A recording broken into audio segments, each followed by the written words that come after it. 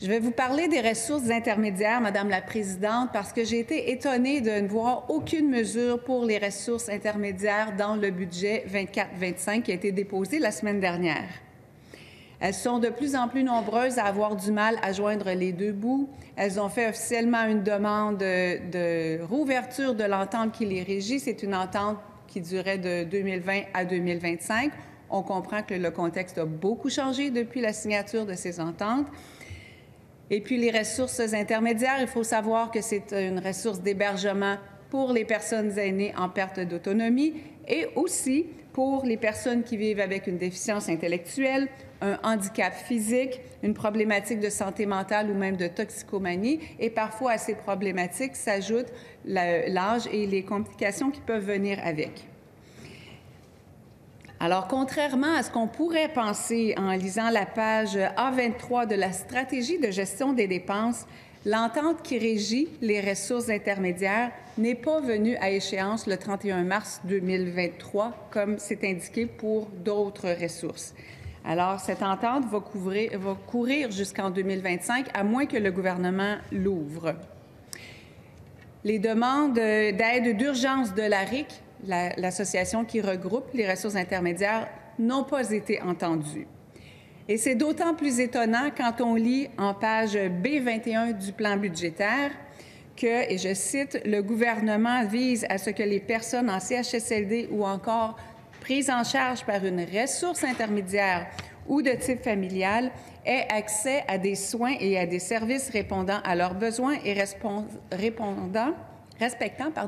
des normes exigeantes de qualité. » Alors, quant à moi, ce budget, Madame la Présidente, est une occasion manquée, pas seulement de sauver la mise dans les ressources intermédiaires, mais aussi pour relancer la construction de nouvelles places en ressources intermédiaires. En octobre dernier, je posais une question en cette Chambre à propos des appels d'offres qui n'avaient pas été répondus, aucune soumission pour développer de nouvelles places en ressources intermédiaires en raison de la hausse des coûts de construction, mais aussi parce que le modèle d'exploitation n'est pas viable aux yeux de ceux qui financent. Les institutions financières qui avaient l'habitude de financer la construction de nouvelles ressources intermédiaires ne veulent plus le faire parce que le modèle d'exploitation ne marche plus pour le contexte de 2024. Est-ce que ça veut dire zéro soumission aux appels d'offres l'automne dernier? Concrètement, ça veut dire que dans 3 ans, parce que ça prend 3 ans entre le moment où une soumission est acceptée et le moment où un premier résident entre dans la ressource, ça veut dire qu'à l'automne 2026, il y aura 0 nouvelle place en ressources intermédiaires. Même chose l'année suivante et même chose la 3e année après la fin de l'entente qui doit se terminer en 2025, à moins que le gouvernement décide d'ouvrir cette entente ou d'offrir une aide d'urgence aux ressources intermédiaires pour pouvoir construire de nouvelles places. Et la situation fait en sorte que si on n'ouvre pas cette entente-là pour offrir des conditions qui vont permettre de développer de nouvelles places, alors cette situation-là fait en sorte qu'on fait des économies de bout de chandelle parce que certains CIS sont obligés, devant l'urgence de créer des places, d'accorder des contrats de gré à gré pour construire des places en ressources intermédiaires hors entente. Alors, si on veut que les soins et les services soient là à hauteur de nos aspirations pour les personnes qui sont hébergées en ressources intermédiaires, bien, il faut s'assurer que ça se fasse dans le cadre de l'entente et que toutes les ressources puissent offrir des soins de même qualité à tous leurs résidents.